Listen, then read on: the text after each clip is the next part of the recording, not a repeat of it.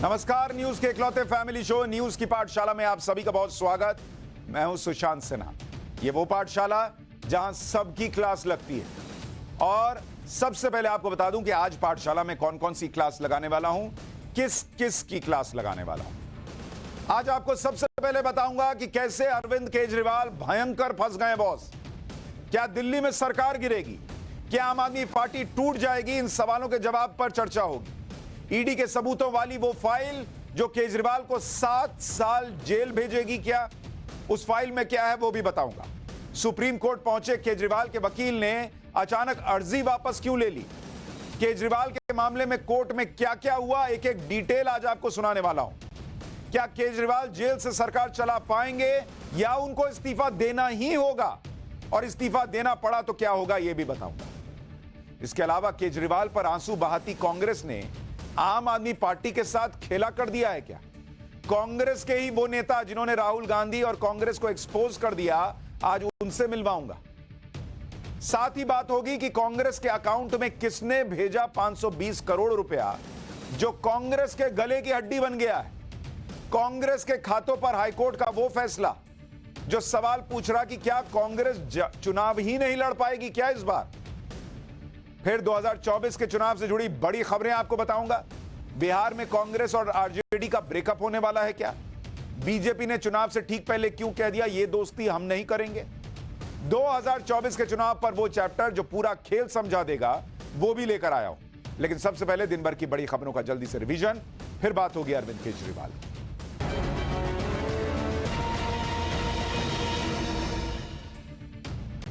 प्रधानमंत्री नरेंद्र मोदी 2 दिन के भूटान यात्रा पर गए हुए हैं और थिम्पू एयरपोर्ट पर भूटान के प्रधानमंत्री ने पीएम मोदी का गले लगाकर स्वागत किया। इस दौरान भूटान के युवाओं ने पीएम मोदी के लिखे गाने पर गरबा भी किया। दोनों देशों के बीच कई समझौतों पर हस्ताक्षर हुए। भूटान के राजा जिग्मे वांगचुक भारत भूटान संबंधों को मजबूत करने और कोरोना के समय मदद करने के लिए मोदी को सम्मानित करते करेंगे। इसके अलावा पीएम मोदी को भूटान के सर्वोच्च नागरिक सम्मान order of the Druk Gyalpo से नवाजा जाएगा। सुप्रीम कोर्ट के कड़े रुख के बाद तमिलनाडु के राज्यपाल आर.एन. रवि ने डीएमके विधायक पोन मुडी को मंत्री पद की शपथ दिलाई। इससे पहले राज्यपाल ने पोन मुडी को मंत्री पद की शपथ दिलाने से इनकार कर दिया था, जिसके खिलाफ तमिलनाडु सरकार सुप्रीम कोर्ट चली गई और कोर्ट ने सख्ती दिखाई थी। दरअसल पोन मुडी एक मामले में दोषी साबित हुए, लेकिन सजा पर रोक लग गई थी। लेकिन राज्यपाल की दलील थी कि नैतिक तौर पर उनका मंत्री बनना ठीक नहीं। इलाहाबाद हाईकोर्ट की लखनऊ बेंच ने UP board of Madrasa education act 2004 को असंवैधानिक घोषित कर दिया। कोर्ट ने कहा कि यह एक्ट धर्मनिरपेक्षता के सिद्धांत के ही खिलाफ है। इसके साथ ही कोर्ट ने यूपी सरकार को मदरसे में पढ़ने वाले छात्रों के लिए बुनियादी शिक्षा व्यवस्था करने की भी निर्देश दिए। हाईकोर्ट के आदेश के बाद प्रदेश के 15,000 से ज्यादा मदरसों के अस्तित्व पर संकट आ सकता है।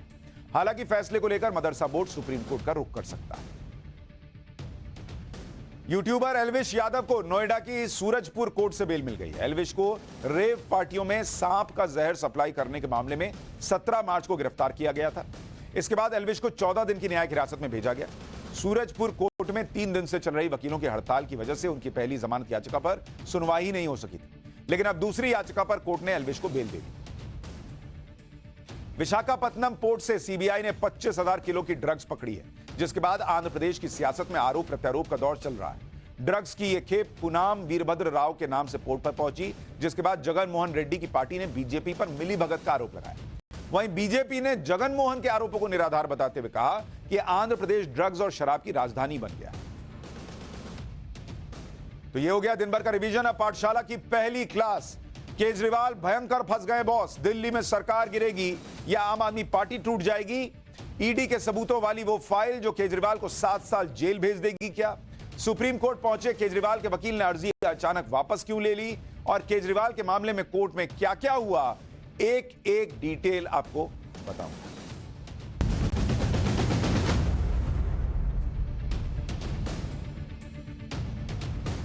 केजरीवाल पर सबसे पहले इस वक्त की बड़ी खबर आपको बता देता हूं। ईडी की रिमांड में ही मनेगी केजरीवाल की होली। इस वक्त की बड़ी खबर आ रही है, केजरीवाल को कोर्ट से झटका लगा है। केजरीवाल को 7 दिन की ईडी रिमांड में भेज दिया है कोर्ट ने। राउज एवेन्यू कोर्ट ने 28 मार्च दोपहर 2 बजे तक के लिए अरविंद केजरीवाल को ईडी की रिमांड में भेज दिया है। और यह पहला संकेत है कि ईडी ने जो दलीलें रखी, जो रिमांड के लिए अपने तर्क रखे, वो कोर्ट को ठीक लगे हैं। और जो लोग ये कह रहे थे कि अरविंद केजरीवाल की गिरफ्तारी तो बिना किसी सबूत, बिना किसी बात के हो गई, वो स्थिति नजर नहीं आ रही। जल्दी से चलते हैं राउज एवेन्यू कोर्ट और हमारे सहयोगी गौरव श्रीवास्तव लाइव जुड़ रहे हैं। गौरव, कोर्ट ने 7 दिन की रिमांड देते हुए क्या कहा है, क्यों रिमांड दी गई है? देखिए, एक लंबी बहस जो है वो यहाँ पर चली और सबसे बड़ी दलीलें जो ईडी की तरफ से दी गई, उसमें सबसे पहला ये कि जो शराब नीति घोटाला कथित तौर पर हुआ, जो इसके किंग पिन थे, ये शब्द जो है ईडी के रिमांड नोट में थे। उसमें कहा गया कि केजरीवाल इसके किंग पिन हैं और उन्होंने किकबैक लिया विजय नायर और मनीष सिसोदिया के साथ मिलकर और साउथ लॉबी के साथ मिलकर। जो एक्साइज पॉलिसी थी उसमें मनमाने बदलाव किए। यही नहीं, जो ये पैसा किकबैक के जरिए लिया गया वो हवाला के जरिए आया और उसमें से 45 करोड़ गोवा के विधानसभा चुनाव के दौरान इस्तेमाल किया गया। इसके अलावा ये भी कहा गया कि विजय नायर, जिनका नाम सबसे ज्यादा चर्चा में रहता है, जिनके पास पार्टी या सरकार में इस तरह का कोई पोस्ट नहीं था, वो अरविंद केजरीवाल के बगल वाले बंगले जो कि कैलाश गहलोत मंत्री को अलॉट था उसमें रहते थे और वो उनके दाहिने हाथ थे। और वो गौरव, ये तो पूरी डिटेल अभी हम बताएंगे, लेकिन इसका क्या सीधा सीधा मतलब ये है कि इन बातों को कोर्ट ने शुरुआती तौर पर, बुनियादी तौर पर प्राइमा फेसी सही वजह माना कि भाई रिमांड दी जानी चाहिए? ये बातें ठीक लग रही हैं? बिल्कुल। देखिए, दरअसल जो ट्रायल कोर्ट होती है जहां पर यह मामला पहुंचता है, वहां पर जब ईडी, एक एजेंसी जो है वो लगातार सबूत रखती है और वो ये कहती है कि उसे रिमांड इस आधार पर चाहिए कि उसे और ज्यादा सबूत इकट्ठे करने हैं, मसलन मनी ट्रेल भी इकट्ठा करना है, जो कि ये पैसा कैसे इधर से उधर हुआ, वो सारी चीजें पता करने के लिए एक समय जो है दिया जाता। हालांकि केजरीवाल की तरफ से 3 बड़े वकील पेश हुए। खुद अभिषेक मनु सिंघवी, जो कि निचली अदालतों में अमूमन जो है वो जिरह करते हुए आपको नहीं देखे जाएंगे, लेकिन वो सरप्राइजिंगली जो है वो निचली अदालत में आए और उन्होंने बहस की और इन्होंने लोकतंत्र की हत्या से जोड़ा इस पूरे मामले को। लेकिन वो अभिषेक मनु सिंघवी, वो बड़े वकील अभिषेक मनु सिंघवी भी अरविंद केजरीवाल को ईडी की रिमांड में जाने से नहीं बचा पाए। लेकिन क्या वही अभिषेक मनु सिंघवी अब दौड़े दौड़े सुप्रीम कोर्ट जाएंगे? जैसा हो सकता है उस पर भी मैं आपको जानकारी दूंगा। फिलहाल गौरव, आपका बहुत धन्यवाद। आपको यह भी बताता हूं कि ईडी की रिमांड में केजरीवाल के साथ क्या होने वाला है।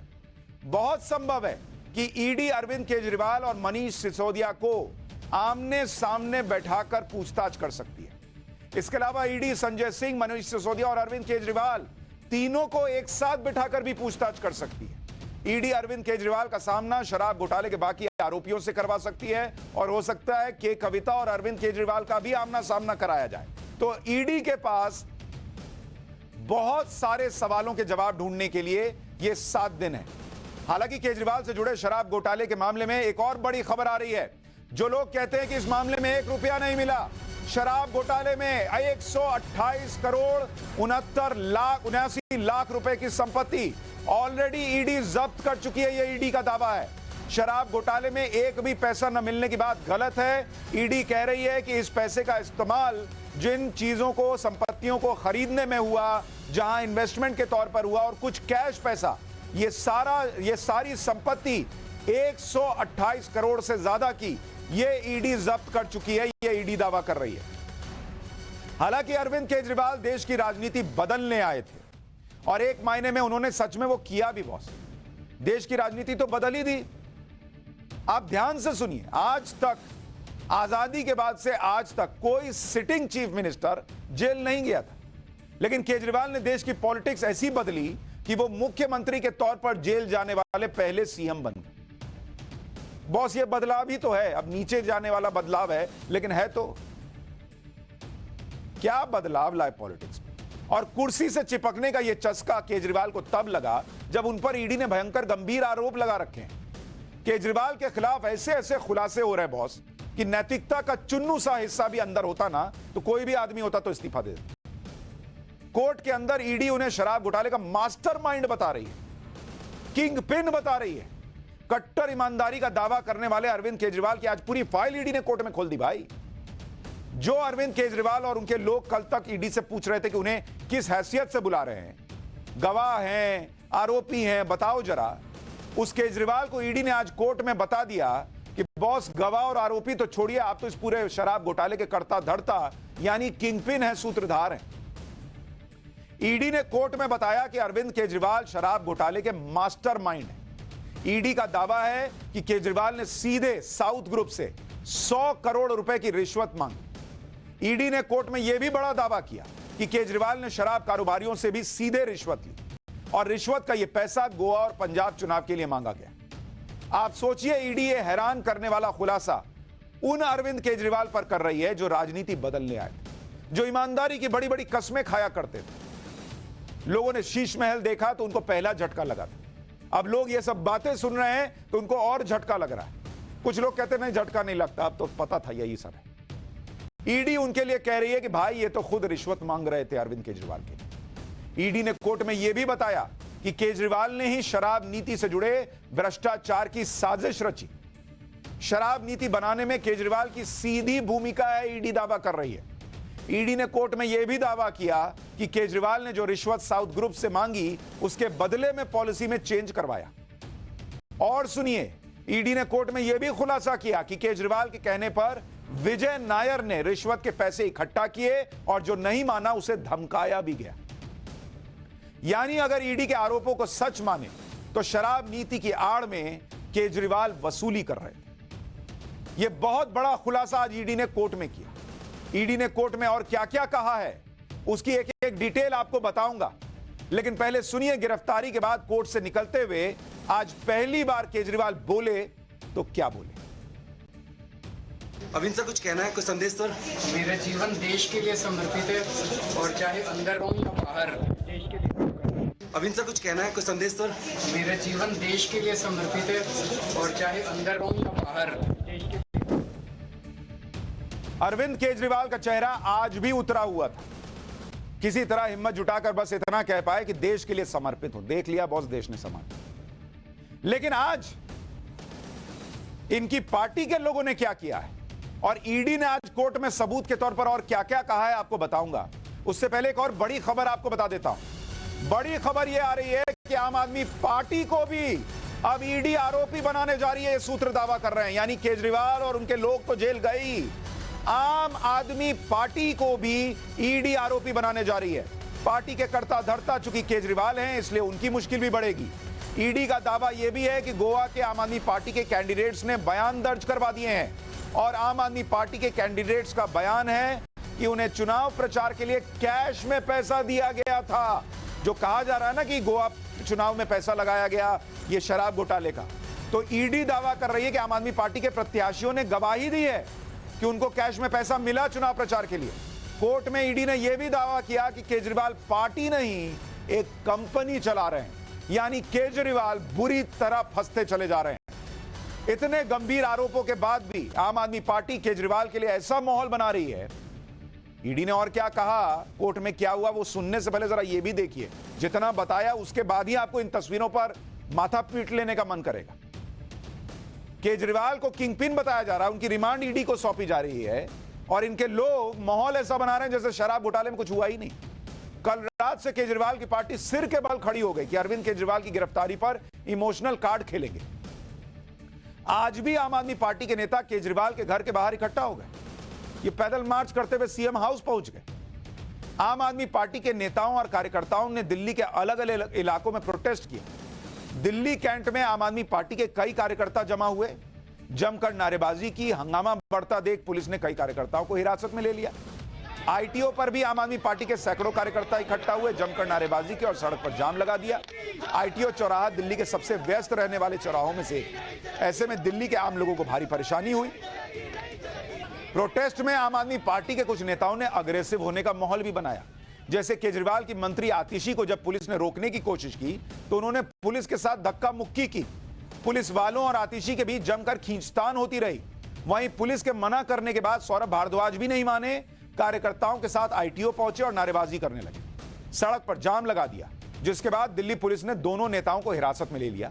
सुनिए हिरासत में लिए जाने के बाद सौरभ भारद्वाज ने क्या कहा है, फिर आपको आगे की बात बताता हूं। पूरी तानाशाही है, सिर्फ और सिर्फ लोकसभा चुनाव जीतने के लिए ये तानाशाही की जा रही है। लोग जहां पे भी होंगे वहां पे प्रोटेस्ट करेंगे, ये प्रोटेस्ट रुकेगा नहीं। कभी भी दमन करने से क्रांति नहीं रुकी है। जितना भी प्रधानमंत्री दमन करेंगे क्रांति और बढ़ेगी। एक एक गली में, एक एक मोहल्ले में केजरीवाल पैदा होंगे। हालांकि जिस तरह की उम्मीद केजरीवाल के लोगों को थी वो हो नहीं पाया। केजरीवाल के लोग दावा कर रहे थे कि केजरीवाल अरेस्ट हुए तो पूरी दिल्ली सड़क पर आ जाएगी, लेकिन बॉस ऐसा कुछ नहीं हुआ। दिल्ली अपना काम करती रही। दिल्ली के अलावा दूसरी जगहों पर भी गिनती के लोग ही सड़क पर उतरे। जम्मू, पटना, भुवनेश्वर से लेकर गोवा तक आम आदमी पार्टी के कुछ ही कार्यकर्ता सड़क पर दिखे। अब भाई नेशनल लेवल की पार्टी है तो ऐसा 150 लोग तो आ ही जाएंगे, लेकिन भाई केजरीवाल अरेस्ट हो गए अब तो पूरा देश जैसे सड़क पर आ जाएगा, कोई वैसा माहौल नहीं था, सन्नाटा था। माहौल बनाने के लिए नारेबाजी की गई, लेकिन जैसे ही हिरासत में लिए गए सब ठंडा पड़ गया। आम आदमी पार्टी जिस जन आंदोलन की बात कर रही थी उसकी हवा निकल गई, फोटो खिंचाए घर गए। पंजाब में तो आम आदमी पार्टी की सरकार है, ऐसे में मोहाली और चंडीगढ़ में जबरदस्त माहौल बनाया गया। सड़कों पर पार्टी के कार्यकर्ता उतरे, मार्च निकाला, लेकिन पुलिस ने मोहाली चंडीगढ़ बॉर्डर पहले से ही सील कर रखा। आम आदमी पार्टी के कार्यकर्ता जब चंडीगढ़ बॉर्डर पर पहुंचे तो उन्हें हिरासत में ले लिया गया। वहीं जयपुर में आम आदमी पार्टी के कार्यकर्ता बीजेपी ऑफिस के सामने जमा हो गए और प्रदर्शन करने लगे, जिसके बाद पुलिस ने सभी को भगा दिया। हरियाणा के कुरुक्षेत्र में प्रदर्शनकारियों ने सीएम हाउस के बाहर लगी बैरिकेडिंग तोड़ने की कोशिश की तो पुलिस को वाटर कैनन का इस्तेमाल करना। मतलब कुल मिला के छिटपुट हर जगह किए, लेकिन कोई बहुत धमाकेदार प्रदर्शन नहीं दिखा। केजरीवाल की गिरफ्तारी को लेकर आम आदमी पार्टी के प्रोटेस्ट पर इस वक्त की एक और बड़ी खबर भी आ रही है। आम आदमी पार्टी ने अब ऐलान किया है कि 25 मार्च को वो होली नहीं मनाएगी। आम आदमी पार्टी 25 मार्च को घर घर संपर्क करेगी। आम आदमी पार्टी 26 मार्च को पीएम हाउस का घेराव करेगी। आम आदमी पार्टी इस पर आप सोचिए, अब ये लोग होली में भी, अरे भाई आपका नेता जेल में गया है, दूसरे को तो होली मनाने दीजिए, कह रहे हम घर घर जाएंगे।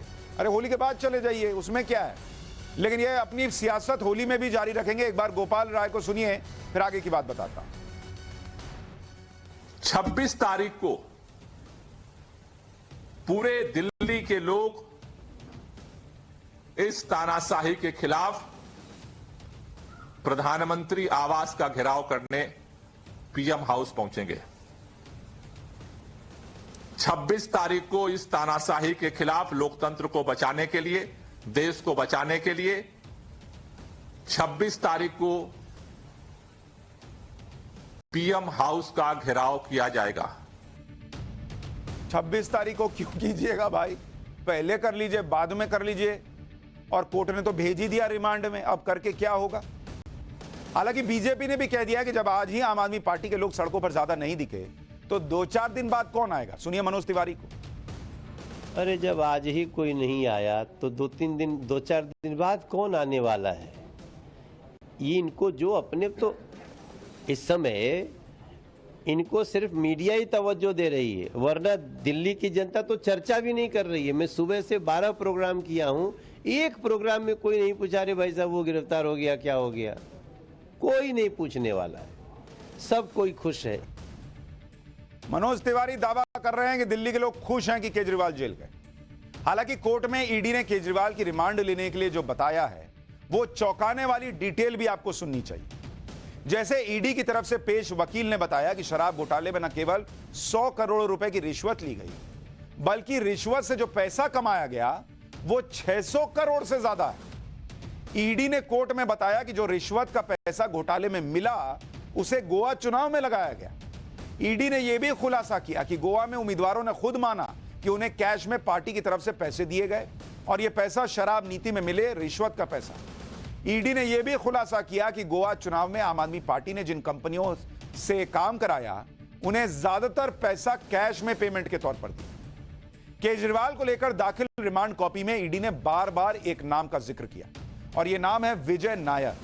विजय नायर वो व्यक्ति है जो आम आदमी पार्टी कम्युनिकेशंस इंचार्ज है और शराब घोटाले में आरोपी है। अरविंद केजरीवाल का बहुत करीबी बताया जाता है यह आदमी जो लाल घेरे में दिख रहा है। ईडी ने विजय नायर और केजरीवाल के कनेक्शन पर कोर्ट में बड़ा खुलासा किया। ईडी के मुताबिक विजय नायर केजरीवाल का राइट हैंड था, दाहिना हाथ। वही केजरीवाल के कहने पर रिश्वत का पैसा वसूल रहा था। ईडी ने बताया कि मनीष सिसोदिया ने ही विजय नायर को केजरीवाल के घर बुलाया और शराब नीति से जुड़े दस्तावेज दिए। विजय नायर केजरीवाल और के कविता के लिए काम कर रहा था, साउथ ग्रुप में मिडिल मैन की भूमिका में था। विजय नायर केजरीवाल के घर के बगल वाले घर में रहता था और यह घर दिल्ली के मंत्री कैलाश गहलोत को अलॉट हुआ था, लेकिन रहता यह था। एएसजी ने बताया कि एक सरकारी गवाह है दिनेश अरोड़ा, उसने अपने बयान में खुलासा किया कि विजय नायर के कहने पर ही उसने 31 करोड़ रुपए की रिश्वत हवाला रूट के जरिए दी।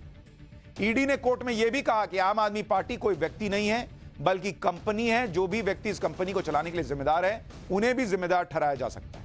यानी ईडी ने इशारों में यह बता दिया कि वो आम आदमी पार्टी को आरोपी बनाएगी और आम आदमी पार्टी के संयोजक के नाते अरविंद केजरीवाल और घिरने वाले।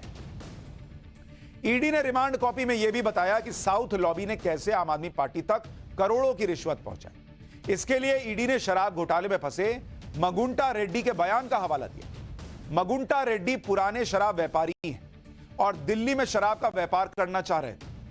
इसके लिए मगुंटा रेड्डी ने के कविता से मुलाकात की। के कविता ने मगुंटा रेड्डी को भरोसा दिया कि वो उनका काम करवा देंगे, लेकिन इसके लिए उन्हें 100 करोड़ रुपए आम आदमी पार्टी को देने होंगे। ईडी के मुताबिक मगुंटा रेड्डी ने ईडी को दिए बयान में यह बताया कि के कविता ने मगुंटा रेड्डी को पहले 50 करोड़ रुपए अरेंज करने के लिए कहा। उन्होंने मगुंटा को यह भी बताया कि उनकी केजरीवाल से बात हो चुकी है। इसके बाद कुल 25 करोड़ रुपए कैश में मगुंटा रेड्डी ने ट्रांसफर किए। कोर्ट में ईडी ने जो भी खुलासे केजरीवाल को लेकर किए वो हवा में नहीं किए, बल्कि ईडी ने उन सबूतों का भी जिक्र किया जो ईडी के पास मौजूद है। पहला सबूत उन आरोपियों और गवाहों के बयान जिन्होंने शराब नीति में केजरीवाल के सीधे शामिल होने की पुष्टि की। दूसरा सबूत गोवा चुनाव से जुड़े वो चैट जो जिक्र ईडी ने रिमांड कॉपी में किया और वो इलेक्ट्रॉनिक सबूत जिसमें शराब घोटाले का खुलासा होता है। तीसरा सबूत आरोपियों और गवाहों ने जो बयान दिए उससे मेल खाते कॉल डिटेल रिकॉर्ड मौजूद है। हर तरह के सबूत और गवाह देने के बाद भी आम आदमी पार्टी यह आरोप लगा रही है कि नरेंद्र मोदी अरविंद केजरीवाल से डरते हैं, इसलिए एक्शन हुआ। एक तो मुझे यह बात समझ में नहीं आती, एक दिन ये लोग कहते हैं ईवीएम नरेंद्र मोदी ने हैक किया हुआ है, उससे चुनाव जीतते हैं। तो जिसने ईवीएम हैक किया हुआ है वो केजरीवाल से कौन बात कर डरेंगे भाई? और केजरीवाल से डरने की बात अगर आपकी सही है तो फिर इसका मतलब ईवीएम हैक नहीं है। एक तय तो कर लो कि कब क्या बोलना है। अब केजरीवाल के नेता क्या क्या कह रहे हैं आपको बताऊंगा कि केजरीवाल क्या जेल से सरकार चला पाएंगे, नियम क्या कहता है, लेकिन पहले केजरीवाल के नेताओं को सुन लीजिए। प्रधानमंत्री नरेंद्र मोदी जी को, भारतीय जनता पार्टी को यह लगता है कि अगर देश में कोई एक नेता है जो उन्हें चैलेंज कर सकता है तो उस नेता का नाम अरविंद केजरीवाल है। इसलिए भारतीय जनता पार्टी और प्रधानमंत्री नरेंद्र मोदी जी हर संभव कोशिश कर रहे हैं कि वो अरविंद केजरीवाल को कुचल दें, आम आदमी पार्टी को कुचल दें। अरविंद केजरीवाल इस संकट के समय से बड़े नेता बन के उभर के आएंगे और लोगों को आज पता चल गया कि कैसे ये दमनकारी नीतियां जो इनकी बीजेपी की हैं कि लोकतंत्र में अगर हम नहीं जीते, जो जीत गया उसको दबा लो, ये चलेगा नहीं। ये अनडिक्लेयर्ड इमरजेंसी की तरह देश के हालात हो गए हैं। भाई इमरजेंसी तो तब लगी थी जब कोर्ट का फैसला आया था उस समय। तो आज जो कोर्ट का फैसला आया, कम से कम कोर्ट पे विश्वास करके वो तो मान लो। अरविंद केजरीवाल के घर से ईडी को कई जरूरी दस्तावेज मिले। ये वो दस्तावेज हैं जिसके बाद केजरीवाल और आम आदमी पार्टी पर एक नया आरोप लग गया।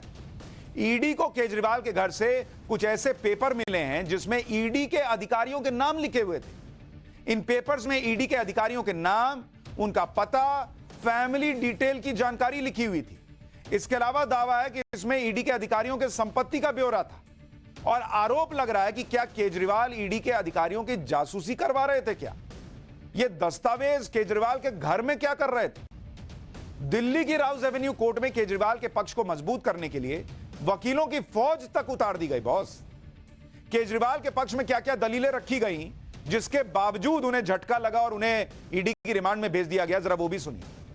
यह इतिहास में पहली बार हुआ है कि किसी सिटिंग सीएम को गिरफ्तार किया गया है। यह केजरीवाल के वकील कह रहे हैं, अरे बॉस तो इस्तीफा तो न दिलाइए, आप इस्तीफा नहीं दे रहे हैं, कुर्सी से चिपके हुए हैं, इसमें ईडी क्या करेगी?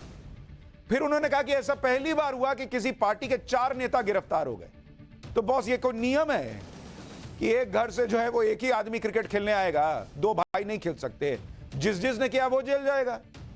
केजरीवाल को गिरफ्तार करने की कोई जरूरत नहीं थी, यह उनकी तरफ से कहा गया। जांच में शामिल अब तक 50% लोगों ने केजरीवाल का नाम नहीं लिया, यानी मान रहे हैं कि 50% ने नाम लिया। 82% लोगों ने केजरीवाल के साथ किसी डीलिंग का जिक्र नहीं किया, मान रहे हैं 18% ने केजरीवाल के साथ डीलिंग की बात की है।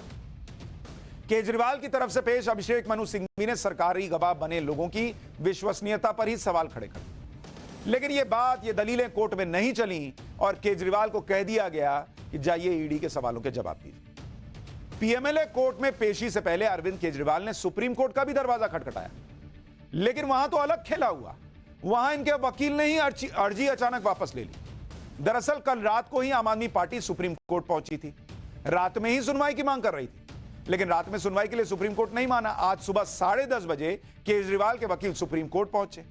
वहां चीफ जस्टिस ऑफ इंडिया से कहा कि भाई आप तुरंत सुन लीजिए, तो चीफ जस्टिस ने कहा कि आप जस्टिस खन्ना के पास चले जाइए, वहां आपकी सुनवाई हो जाएगी। इसके बाद केजरीवाल के वकील जस्टिस खन्ना के पास गए। जस्टिस खन्ना ने बताया कि 3 जजेस की बेंच इस मामले की सुनवाई करेगी। इसके बाद तुरंत ही केजरीवाल के वकील ने अपनी अपील वापस लेने की बात कही और कहा कि हम लोअर कोर्ट जा रहे हैं, बाद में सुप्रीम कोर्ट आएंगे। इसके बाद केजरीवाल के वकील तुरंत राउज एवेन्यू कोर्ट पहुंच गए, जहां पर केजरीवाल की ईडी रिमांड पर सुनवाई हुई। कुल 3 वकील केजरीवाल की तरफ से राउज एवेन्यू कोर्ट में पेश हुए। अब सवाल यह भी उठ रहा है कि अभिषेक मनु सिंघवी जैसे बड़े वकील, उनको जब बेंच का निर्माण हो गया तब समझ में आया कि नहीं, पहले हमको राउज एवेन्यू कोर्ट जाना चाहिए। ईडी ने अरविंद केजरीवाल को prevention of money laundering act यानी पीएमएलए के तहत गिरफ्तार किया है। इस कानून के तहत गिरफ्तारी में बेल मिलना बहुत मुश्किल होता है, इसलिए कई लोग कह रहे हैं कि अब केजरीवाल लंबा अंदर गए, क्योंकि पीएमएलए के सेक्शन 45 के मुताबिक जो मनी लॉन्ड्रिंग का आरोपी होता है उसे केवल 2 शर्तों पर बेल मिल सकती है। पहली नजर में यह लगना चाहिए कि आरोपी मनी लॉन्ड्रिंग में शामिल नहीं है। दूसरा, अगर बेल दे दिया जाता है तो आरोपी कोई अपराध नहीं करेगा। ये दोनों ही शर्तें इस वक्त केजरीवाल के खिलाफ जारी हैं, क्योंकि पहली नजर में ईडी ने कह दिया कि केजरीवाल पूरे घोटाले के मास्टरमाइंड हैं, और क्योंकि केजरीवाल एक प्रभावशाली व्यक्ति हैं, मुख्यमंत्री हैं, वो सबूतों के साथ छेड़छाड़ कर सकते हैं, इसलिए बेल की दूसरी शर्त भी उनके खिलाफ जाती है।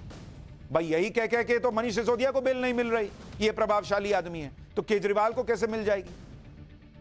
इसलिए कई लोग दावा कर रहे हैं कि केजरीवाल अब गए अंदर। अरविंद केजरीवाल ईडी की गिरफ्त में, लेकिन वो अभी भी अपने पद पर बने हुए हैं, इस्तीफा नहीं दे रहे। इसके खिलाफ दिल्ली हाईकोर्ट में एक पीआईएल डाली गई है, जिसमें मांग की गई है कि अरविंद केजरीवाल को सीएम के पद से कोर्ट हटा दे। आप सोचिए क्या नौबत आ गई है कि ये खुद कुर्सी नहीं छोड़ रहे हैं, कोर्ट से कहा जा रहा है कि इनको हटा दीजिए। याचिका में कहा गया है कि केंद्र सरकार, दिल्ली के एलजी और प्रधान सचिव से यह पूछा जाना चाहिए कि किस अधिकार से केजरीवाल सीएम बने हुए। आम आदमी पार्टी कह रही है कि केजरीवाल जेल से ही सरकार चला ले। बाप रे बाप, एकदम घिना दिए बॉस।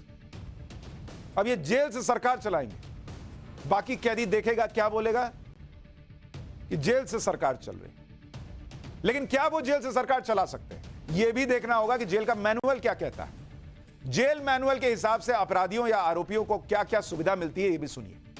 वकील और परिवार से मिलने की इजाजत तो मिलती है, वकालतनामे में सिग्नेचर करने की इजाजत होती है, धार्मिक गतिविधियां करने की इजाजत होती है। जेल मैनुअल के रूल नंबर 1349 में यह कहीं नहीं लिखा कि किसी आरोपी को लगातार फोन कॉल, मीटिंग और अपने काम से जुड़े दस्तावेज साइन करने के लिए इजाजत दी जाती है।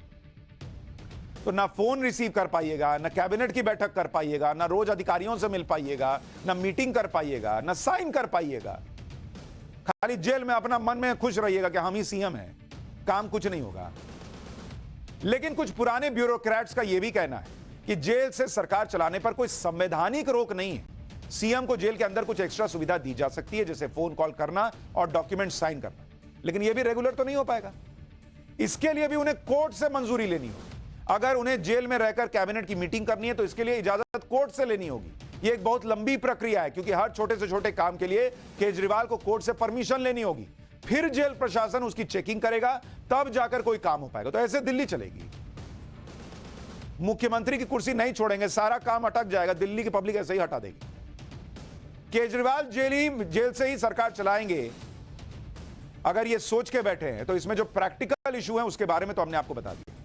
लेकिन इससे भी बड़ा संकट केजरीवाल के ऊपर है। केजरीवाल अगर जेल से सरकार चलाते हैं, इस्तीफा नहीं देते हैं, तो उनकी दिल्ली की सरकार भी गिर सकती है, क्योंकि अगर वो जेल से सरकार चलाएंगे तो दिल्ली सरकार पर failure of constitutional machinery in state का बड़ा आरोप लग सकता है। आसान भाषा में कहें तो राज्य में संवैधानिक मशीनरी के फेल हो जाने का आरोप लगेगा। यह दलील आर्टिकल 239 AB के तहत राष्ट्रपति शासन लगाने के लिए इस्तेमाल की जा सकती है। दिल्ली पूर्ण राज्य नहीं है, दिल्ली एक यूनियन टेरिटरी है। दिल्ली में एलजी के पास पावर होती है कि वो राष्ट्रपति से राज्य सरकार को बर्खास्त करने की सिफारिश कर सकते हैं। ऐसे में अगर एलजी को लगता है कि दिल्ली में ऐसी स्थिति आ गई है कि वहां प्रशासन ठीक तरह से काम नहीं कर पा रहा, तो वो राष्ट्रपति शासन के लिए राष्ट्रपति को रिक्वेस्ट कर सकते हैं। यानी अगर केजरीवाल कुर्सी नहीं छोड़ते हैं तो हो सकता है सरकार ही चली जाए। और इस वक्त एक और बड़ी खबर आ गई, केजरीवाल ने कह दिया है कि वो इस्तीफा नहीं देंगे। बहुत बड़ी खबर। अभी तक केजरीवाल के लोग कह रहे थे कि केजरीवाल इस्तीफा नहीं देंगे, अब केजरीवाल ने कह दिया कि वो इस्तीफा नहीं देंगे, जेल से सरकार चलाएंगे। यानी इसका मतलब अरविंद केजरीवाल के लोग जो कह रहे थे वो पहले से डिसाइडेड था। अरविंद केजरीवाल शायद पहले चर्चा कर चुके होंगे कि मैं जेल गया तो क्या होगा। इसका सीधा सीधा मतलब यह है कि अब केजरीवाल जेल से सरकार चलाएंगे। उन्होंने खुद कह दिया है, यह इस देश के इतिहास में कभी नहीं हुआ कि कोई मुख्यमंत्री जेल से सरकार चलाए। अरविंद केजरीवाल देश के पहले मुख्यमंत्री होने जा रहे हैं जो जेल से सरकार चलाएंगे। आप सोचिए क्या स्थिति बनेगी। और जो आदमी अन्ना आंदोलन के वक्त कहते थे कि इस कुर्सी में ही कुछ गड़बड़ है, जो बैठता है वो गड़बड़ा जाता है, आज लोग वो वीडियो वायरल कर रहे हैं। जो कहते थे कि ये कुर्सी जो है, हम कुर्सी के लिए राजनीति में नहीं आए हैं, आज उनसे कुर्सी ऐसी नहीं छोड़ी जा रही कि कह रहे हैं जेल से सरकार चलाएंगे। अद्भुत काम हो गया बॉस।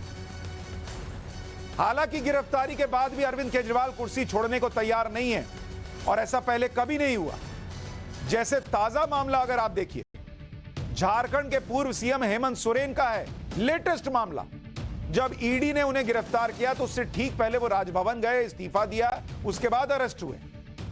मई 1997 में चारा घोटाले के मामले में सीबीआई ने लालू यादव पर एक्शन लिया। उस वक्त लालू यादव बिहार के सीएम थे, लेकिन जब सीबीआई ने चार्जशीट दाखिल की, लालू यादव का नाम था, लालू यादव को गिरफ्तारी का अंदेशा हो गया, तो उन्होंने राबड़ी देवी को सीएम बना दिया, लेकिन जेल नहीं गए ये कह के कि मैं सीएम रहूंगा।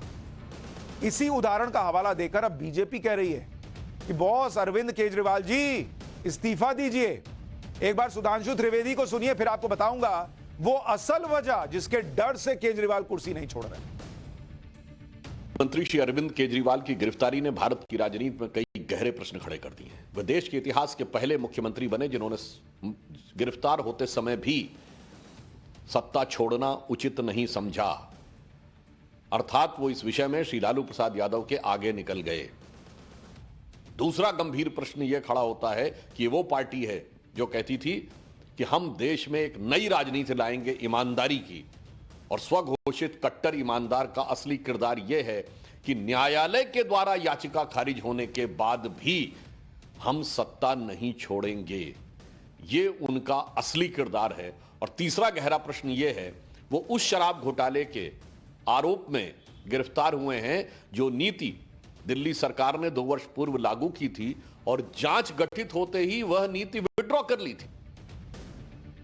अरविंद केजरीवाल इस्तीफा नहीं दे रहे, इसकी एक थ्योरी ये भी चल रही है कि वजह यह है कि अगर अरविंद केजरीवाल इस्तीफा देते हैं तो उन्हें पार्टी टूटने का डर है। क्योंकि ऐसी सूरत में कि अगर केजरीवाल ने इस्तीफा दिया तो किसी को तो सीएम बनाना पड़ेगा, उत्तराधिकारी चुनना होगा। अब इसमें दिक्कत यह है कि आम आदमी पार्टी के 3 सीनियर नेता मनीष सिसोदिया, संजय सिंह और सत्येंद्र जैन ऑलरेडी जेल में। ऐसे में पुराने चेहरों में केजरीवाल के पास विकल्प कम है और किसी नए चेहरे को सीएम बनाएंगे तो पार्टी में बगावत हो सकती है। जैसे जब लालू यादव ने राबड़ी देवी को सीएम बनाया था तो पार्टी में फूट पड़ गई थी। इसी तरह हेमंत सोरेन को भी अपनी जगह किसी और को सीएम चुनने में पसीने छूट गए थे। शायद यह भी एक वजह हो सकती है कि अरविंद केजरीवाल इस्तीफा नहीं दे रहे, वो घबराए हुए हैं कि इस्तीफा दिया तो पता चला पार्टी ही चली गई। केजरीवाल की गिरफ्तारी पर उनकी पत्नी सुनीता केजरीवाल की भी पहली प्रतिक्रिया आई। सुनीता केजरीवाल ने सोशल मीडिया पर दिल्ली वालों को संबोधित करते हुए लिखा कि आपके 3 बार चुने हुए मुख्यमंत्री को मोदी जी ने सत्ता के अहंकार में गिरफ्तार करवाया, सबको क्रश करने में लगे हैं। यह दिल्ली के लोगों के साथ धोखा है। आपके मुख्यमंत्री हमेशा आपके साथ खड़े रहे हैं, अंदर रहें बाहर रहें, उनका जीवन देश को समर्पित है। जनता जनार्दन है, सब जानती है। जिस तरह से सुनीता केजरीवाल एक्टिव हुई हैं, उससे कयास यही लगाए जा रहे हैं कि अगर केजरीवाल का जेल से सरकार चलाने का स्टंट काम नहीं आया और सरकार पर खतरा बन गया, तो एक विकल्प हो सकता है कि सुनीता केजरीवाल को मुख्यमंत्री बना दिया जाए। लेकिन केजरीवाल जो कर रहे हैं वो ये करेंगे, किसी ने सोचा नहीं था जब वो पॉलिटिक्स में आए। पाठशाला में अब अगली क्लास, केजरीवाल की गिरफ्तारी पर कांग्रेस के डबल गेम का चैप्टर भी देखिए। केजरीवाल पर आंसू बहाती कांग्रेस ने आम आदमी पार्टी के साथ खेला कर दिया है क्या? कांग्रेस के वो नेता जिन्होंने राहुल गांधी और कांग्रेस को खुद एक्सपोज कर दिया, अब उसका चैप्टर।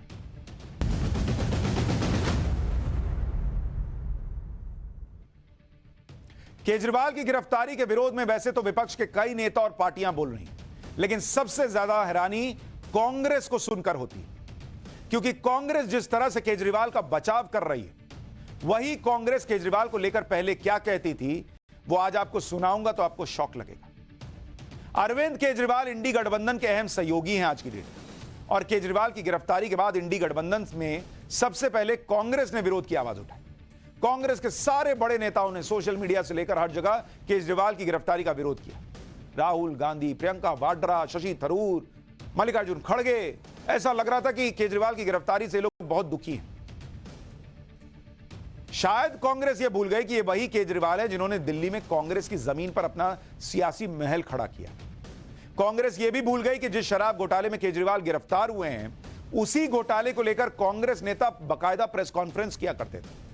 कांग्रेस के उन नेताओं के बयान सुनाऊंगा जो राहुल गांधी और कांग्रेस की पोल खोल रहे हैं, लेकिन उससे पहले आपको दिखाता हूं कि कांग्रेस नेताओं ने केजरीवाल की गिरफ्तारी पर कैसे कैसे बयान दिए। कल जैसे ही ईडी ने केजरीवाल को गिरफ्तार किया, तो राहुल गांधी ने सोशल मीडिया पर लिखा कि डरा हुआ तानाशाह एक मरा हुआ लोकतंत्र बनाना चाहता है। अब चुने हुए मुख्यमंत्रियों की गिरफ्तारी आम हो गई है, इंडिया इसका जवाब देगा। यानी यहां भी नरेंद्र मोदी को घेर लिए। तानाशाह आदमी होता है तो 9 समन भेजता है बॉस, पहले समन पर टांग देते। प्रियंका वाड्रा ने लिखा कि चुनाव के चलते दिल्ली के मुख्यमंत्री अरविंद केजरीवाल को इस तरह से टारगेट करना एकदम गलत और असंवैधानिक है। राजनीति का स्तर इस तरह से गिराना न प्रधानमंत्री को शोभा देता है, न उनकी सरकार को। शशि थरूर ने लिखा कि दिल्ली के सीएम की गिरफ्तारी की खबर से स्तब्ध हूं। कांग्रेस के बैंक खातों पर उसको आर्थिक अपंग बनाती रोक के बाद ऐसा होना यह साफ करता है कि भारतीय लोकतंत्र को नष्ट किए जाने का सुनियोजित प्रयास चल रहा है। वो अकाउंट फ्रीज करते हैं, वो हेमंत सोरेन को गिरफ्तार करते हैं, वो अरविंद केजरीवाल को गिरफ्तार करते हैं। इससे पता चलता है कि शहंशाह कितना डरा हुआ है, यह भी लिखा गया। यानी कांग्रेस चौतरफा नरेंद्र मोदी पर हमलावर हो गई, यह दिखाते हुए कि वो केजरीवाल के साथ। यानी कांग्रेस नेता खुलकर केजरीवाल के समर्थन में दलीलें दे ना रहे हैं, गिरफ्तारी को गलत बता रहे हैं क्योंकि नरेंद्र मोदी को घेरना है। लेकिन यह वही कांग्रेस है जो शराब घोटाले पर केजरीवाल की जमकर क्लास लेती थी। आपको कांग्रेस नेता अजय माकन का पहले एक बयान सुनाता हूं। फरवरी 2023 का महीना था। अजय माकन ने बाकायदा प्रेस कॉन्फ्रेंस करके बताया था कि शराब नीति में घोटाला कैसे हुआ और कैसे 100 करोड़ रुपए की रिश्वत ली गई, कैसे कमीशन का 6% किकबैक आम आदमी पार्टी को दिया गया। आज नरेंद्र मोदी को जो कांग्रेस घेर रही है, तानाशाह बता रही है, उस कांग्रेस के बड़े नेता अजय माकन फरवरी 2023 में क्या कहते थे, सुनिए। फिर आपको बताऊंगा कि कांग्रेस की नेता सुप्रिया श्रीनेत केजरीवाल जी पर कैसे गंभीर आरोप लगाती थी। शराब का घोटाला क्या है, शराब का लिकर स्कैम क्या है? लिकर स्कैम सीधे सीधे अब यह एस्टैब्लिश हो गया है कि कम से कम 100 करोड़ की रिश्वत ली गई, कम से कम 100 करोड़ की रिश्वत। और उसके अंदर फेस टाइम के ऊपर केजरीवाल से बिजनेसमैन से बात कराई गई, और बिजनेसमैन से बात कराने के बाद होलसेल डीलर्स को, जो प्राइवेट होलसेल डीलर्स हैं, उनको 12% कमीशन 5% से बढ़ा करके 12% कमीशन ये करी गई। और उसके अंदर शर्त ये रखी गई कि 6% किकबैक आम आदमी पार्टी और केजरीवाल को दिया जाएगा। अजय माकन ने तो सीधा आरोप लगाया कि नई शराब नीति से दिल्ली को फायदा हो या ना हो, लेकिन आम आदमी पार्टी को जरूर फायदा हुआ। तो बॉस आज किस बात पर आप कह रहे हैं कि नरेंद्र मोदी जो है वो तानाशाह हैं और झूठे अरेस्ट कर लिए केजरीवाल को? आज आपका अकाउंट फ्रीज हो गया और उसकी डिटेल भी आगे बताऊंगा कि उसमें क्या हुआ है हाईकोर्ट में। लेकिन आज आपका मूड किया तो केजरीवाल ठीक हो गए, मोदी खराब। और जब आपका मूड किया तो आपने कह दिया नहीं केजरीवाल भ्रष्टाचारी है। इसी तरह से सुप्रिया श्रीनेत ने भी केजरीवाल पर शराब नीति में घोटाले का आरोप लगाया। सुप्रिया श्रीनेत ने 21 अगस्त 2022 को प्रेस कॉन्फ्रेंस करके केजरीवाल पर आरोप लगाया था कि जब कोविड में दिल्ली के लोग ऑक्सीजन के लिए तड़प रहे थे तब यही केजरीवाल शराब नीति बनाने में व्यस्त। सुनिए जरा मैडम को, फिर आपको बताऊंगा कि कांग्रेस के किस नेता ने केजरीवाल के लिए कहा था कि नैतिकता मर गई है क्या जी। जब दिल्ली शहर में लोगों के सिर पर मौत का साया मंडरा रहा था और लोग बिना ऑक्सीजन के बेदम होकर तड़प तड़प कर दम तोड़ रहे थे, तब दिल्ली की अरविंद केजरीवाल जी की आम आदमी पार्टी की सरकार शराब की नीति पर काम कर रही थी। यह प्राथमिकता है सरकार की। इस सरकार की प्राथमिकता यह है कि 25 साल से उस वक्त जब कोरोना से यह शहर जूझ रहा था और त्राहिमाम मचा हुआ था, विफलता केजरीवाल जी की भी है, उतनी ही विफलता मोदी जी की भी है। उस वक्त शराब पीने की आयु 25 वर्ष से घटाकर 21 वर्ष करी जा रही थी। 3 बजे सवेरे तक शराब बेची जाए, खुले में शराब पिलाई जाए। ये बीजेपी के नेता नहीं है, ये कांग्रेस की प्रवक्ता है सुप्रिया श्रीनेत। ये प्रेस कॉन्फ्रेंस करके कह रही थी कि दिल्ली मर रही थी, केजरीवाल शराब नीति बनाने में व्यस्त थे। आज कह रहे हैं मोदी जी डिक्टेटर हैं। कांग्रेस की एक नेता है अलका लांबा, जो आम आदमी पार्टी में भी रह चुकी है। अगस्त 2022 में सुप्रिया श्रीनेत के साथ अलका लांबा भी प्रेस कॉन्फ्रेंस में शामिल थी। अलका लांबा ने कहा था कि केजरीवाल नैतिकता के आधार पर मनमोहन सिंह और शीला दीक्षित से इस्तीफा मांगते थे। अब उनकी नैतिकता कहां गई? शराब घोटाले में इस्तीफा क्यों नहीं दे रहे? क्या केजरीवाल की नैतिकता मर गई है? कांग्रेस नेता अलका लांबा को भी सुन लीजिए, फिर शीला दीक्षित के बेटे संदीप दीक्षित की मजबूरी के बारे में भी बताऊंगा। दिल्ली सरकार के मुख्य सचिव की रिपोर्ट के आधार पर दिल्ली के एलजी ने सीबीआई को जांच सौंपी है। लास्ट बात कर रही हूं, नैतिकता थोड़ी भी बची हो। याद है हमें रामलीला मैदान, याद है हमें अन्ना आंदोलन, याद है हमें डॉक्टर मनमोहन सिंह जी और शीला दीक्षित जी का इस्तीफा मांगते थे। नैतिकता नैतिकता, आज नैतिकता आपकी तेल लेने चली गई, पूछेंगे कहां गायब हो गई, मर गई नैतिकता। यह बयान सुनकर भी कई लोग पूछ रहे हैं कि और किस किस की नैतिकता तेल लेने गई है। जब मन किया नरेंद्र मोदी को घेरने के नाम पर देश में लोकतंत्र की हत्या कर देने की बातें करने वाले ये लोग वैसे ही हैं जैसे घर में बिगड़ैल बच्चा ना, उसका मन नहीं लगता, उसके मन की चीज नहीं होती तो पूरा घर तोड़ने पर आ जाता है। उसको फर्क नहीं पड़ता घर टूट रहा है। इन लोगों को फर्क नहीं पड़ता कि आज जब बोल दिए कि लोकतंत्र मर गया तो उसका क्या इंपैक्ट होगा। क्या डबल गेम है बॉस। जब मन किया केजरीवाल भ्रष्ट है, साबित हो गया। जब मन किया मोदी जी ने जबरदस्ती केजरीवाल को जेल में डाल दिया। कांग्रेस के कई नेताओं ने शराब घोटाले और दूसरे मामलों को लेकर केजरीवाल पर आरोप लगाए। याद करिए केजरीवाल ने दिल्ली में जब अपनी राजनीति शुरू की थी तो तब की दिल्ली की सीएम शीला दीक्षित होती थी। केजरीवाल ने सबसे ज्यादा आरोप और सियासी हमले शीला दीक्षित पर किए। लेकिन कल जब केजरीवाल गिरफ्तार हुए तो शीला दीक्षित के बेटे संदीप दीक्षित केजरीवाल के घर पहुंच गए, गिरफ्तारी की निंदा की, जबकि यही संदीप दीक्षित केजरीवाल और आम आदमी पार्टी को पानी पी पी कर कोसते थे। सुनिए संदीप दीक्षित ने कल क्या कहा था और फिर आपको सुनाऊंगा संदीप दीक्षित केजरीवाल के लिए कैसे कैसे शब्दों का पहले प्रयोग करते थे। चाहे हमारे अकाउंट्स को फ्रीज करने की बात हो, हेमंत सोरेन के अरेस्ट की बात हो, केजरीवाल जी के अरेस्ट करने की बात हो, ये ईडी इसको केवल चुनाव के साथ जोड़ रहा है। इसका और कोई लेना देना नहीं है और इस बात को हम कंडेम करते हैं, इसकी हम घोर निंदा करते हैं। एजेंसियों का इस तरीके से मोदी सरकार का दुरुपयोग करना अपने में सरासर गलत है, गैर लोकतांत्रिक है। यही संदीप दीक्षित साल 2022 में केजरीवाल को फरेबी, हवाबाज, न जाने और क्या क्या कहते थे। अब मजबूरी है कि उस आदमी का समर्थन कर रहे हैं जिसकी वजह से उनकी मां शीला दीक्षित पर करप्शन के आरोप लगे थे और उनका सियासी करियर खत्म हो गया। सुनिए संदीप दीक्षित जो आज केजरीवाल के साथ खड़े हो गए, वो पहले केजरीवाल को क्या क्या नहीं सुनाते थे। हिंदुस्तान के इतिहास में फरेबखोरी में और हवाबाजी में शायद इसका सानी नहीं है जो केजरीवाल है। केजरीवाल ने उस मामले में अपने आप को तो एक ऐसा यूनिक नेता की तरह स्थापित कर दिया जो शायद न भूतो न भविष्य। इससे पूछो कॉमनवेल्थ में क्या हुआ तो शिक्षा की बात करने लगेगा। इससे कहो तुम्हारी शिक्षा फ्रॉड है तो अस्पताल की बात करने लगेगा। इससे कहो अस्पताल तो तुमने एक नहीं बनाए, डीटीसी बस की बात करने लगेगा। इससे कहो तुमने बस एक नहीं खरीदी, महिला सुरक्षा की बात करने लगेगा। इससे कहो दिल्ली में बलात्कार बढ़ गए, कहेगा पुलिस मेरे पास नहीं। इससे कहो तुमने पुलिस में शीला जी की बात की थी, मैं क्या करूं, मोदी काम नहीं करने दे रहा। हर चीज पे ये कहीं ना कहीं दूसरी चीज। आजकल टीवी का जमाना है, 2 मिनट के व्हाट्सएप का जमाना है। लोग उतना ही सोचते हैं, उतना ही समझते हैं। लोग कितना सोचते हैं और लोग कितना समझते हैं, ये मुझे लगता है नेता कम आंकने लगे और इसलिए सोचते हैं कि किसको याद होगा कि हम लोग तो खुद ही केजरीवाल को शराब घोटाले में दोषी बता चुके हैं, आरोपी भी नहीं, दोषी बता चुके हैं। आज कह दो कि नरेंद्र मोदी ने जबरदस्ती केजरीवाल जैसे ईमानदार आदमी को जेल में डाल दिया, पब्लिक सब याद रखती है। ये सियासी बेईमानी पब्लिक देखती है।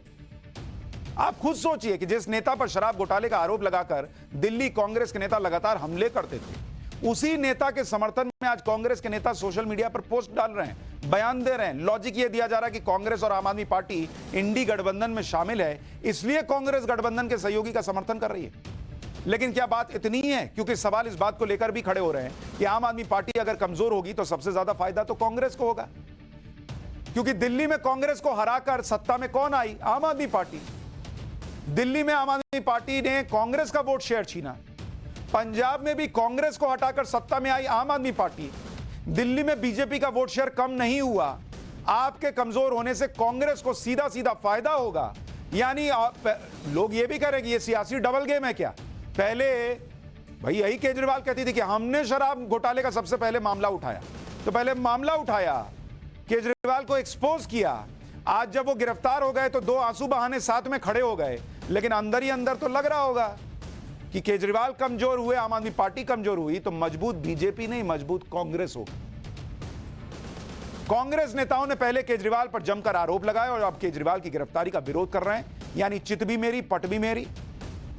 दूसरा, कांग्रेस भी कानूनी पचड़ों में फंसी है, तो ऐसे में दूसरे दलों का समर्थन हासिल करने के लिए कांग्रेस अब केजरीवाल का समर्थन कर रही है। हालांकि ऐसा नहीं है कि पूरी कांग्रेस एक सुर में केजरीवाल की गिरफ्तारी का विरोध कर रही है। पंजाब कांग्रेस के नेता केजरीवाल की गिरफ्तारी का एक तरह से स्वागत कर रहे हैं। कांग्रेस की पंजाब यूनिट शुरू से ही आम आदमी पार्टी के साथ गठबंधन के खिलाफ थी। पंजाब कांग्रेस के नेता अमरिंदर सिंह राजा वडिंग ने आरोप लगाया था कि पंजाब सरकार कांग्रेस नेताओं के पीछे पड़ी। कांग्रेस नेता प्रताप बाजवा ने भी केजरीवाल के साथ गठबंधन का विरोध किया। लुधियाना से कांग्रेस के सांसद रवनीत सिंह बिट्टू ने केजरीवाल की गिरफ्तारी पर कहा कि जो शराब नीति दिल्ली में लागू की गई वही पंजाब में भी हो रहा है। पंजाब में आम आदमी पार्टी की सरकार में हर विभाग में लूट बढ़ी है। यहां जो दिल्ली में कांग्रेस के नेता आंसू बहा रहे हैं, लोकतंत्र मरने की बात कर रहे हैं केजरीवाल की गिरफ्तारी पर, पंजाब के कांग्रेस के नेता रवनीत बिट्टू क्या कह रहे हैं, जरा ये भी सुनिए। इन बातों में ना आए, क्योंकि हमें पता है पंजाब में किस तरीके से केजरीवाल ये कहते थे दिल्ली तो मेरे पास सरकार नहीं है पूरी और पंजाब में मैं अपना मॉडल चलाऊंगा। ये पंजाब में जो रियल स्टेट में लूट, जो लिकर में लूट, जो सैंड में लूट, और कल ही संगरूर में जो सब इनका वो जो कैपिटल है, जो जहां से शुरू हुआ आम आदमी, 8 आदमी वहां। दरअसल कांग्रेस जो है ना, उसकी एक समस्या यह भी है कि वो अपने खातों के सीज होने को लेकर बात कर रही है, लेकिन उसके खातों पर हाईकोर्ट का फैसला क्या आया, जरा ये भी तो सुनिए। हाईकोर्ट ने फैसला आया तो कांग्रेस के अकाउंट में 520 करोड़ रुपए का ऐसा लेन देन दिखा जिसका कोई हिसाब ही नहीं। दिल्ली हाईकोर्ट ने इनकम टैक्स विभाग की कार्रवाई के खिलाफ कांग्रेस की अर्जी को खारिज कर दिया। कांग्रेस हाईकोर्ट इसलिए गई थी कि वो इनकम टैक्स रीअसेसमेंट की कार्रवाई को रोक सके, लेकिन उल्टे 520 करोड़ का मामला कांग्रेस के गले में आकर पड़ गया। यह मामला क्या है, जरा वो भी सुन लीजिए। दरअसल कांग्रेस के अकाउंट फ्रीज करने के मामले में दिल्ली हाईकोर्ट ने अपने फैसले में साफ कर दिया कि कांग्रेस की इनकम को लेकर जांच आगे बढ़ाने के लिए इस केस में पर्याप्त सबूत है। डॉक्यूमेंट से यह दिख रहा है कि एक कंपनी के खातों से कांग्रेस के अकाउंट में साल 2017 से 2021 के बीच अनअकाउंटेड लेन देन हुआ। याचिकाकर्ता कोर्ट में पेश किए गए फैक्ट्स को साबित करने में बुरी तरह से फेल रहे। 2014 से लेकर 2017 तक के रिकॉर्ड्स को लेकर जानकारी सही तरीके से पेश नहीं की गई। कोर्ट ने यह भी कहा कि इस मामले में कुल 520 करोड़ रुपए के अनअकाउंटेड लेन देन के ठोस सबूत मिले। ये अनअकाउंटेड लेन देन 2019 के लोकसभा चुनाव और मध्य प्रदेश में 2013 और 2018 में हुए विधानसभा चुनाव में इस्तेमाल किया गया था, यह भी कहा गया। यानी कांग्रेस को झटका लगा हाईकोर्ट से। इतना ही नहीं, हाईकोर्ट ने यह भी लताड़ लगाई कि आपको इनकम टैक्स ने नोटिस भेजा 2021 में, अब आप 2024 में रोना शुरू कर रहे हैं कि भाई हम पे जो है हमारा अकाउंट फ्रीज कर दिया, हम चुनाव कैसे लड़ेंगे। तो कांग्रेस को लगा कि हम तो वहां फंसे हुए हैं, हाईकोर्ट से रिलीफ नहीं मिल रही, तो केजरीवाल का समर्थन नहीं करेंगे तो बाकी लोग हमारे साथ कैसे खड़े होंगे।